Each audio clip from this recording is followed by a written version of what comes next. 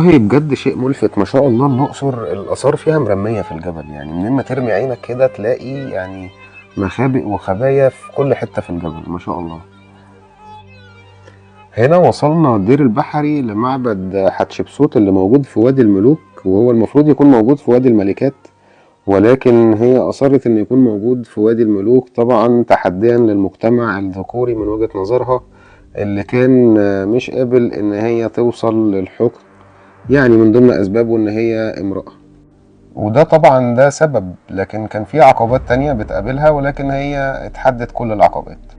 برضو رغم الزحمة حاجة جميلة جدا، في تنظيم هايل، يعني في زحمة وفي تنظيم هايل، حاجة جميلة جدا من أهل الأقصر، يعني ما شاء الله المشهد مبهج.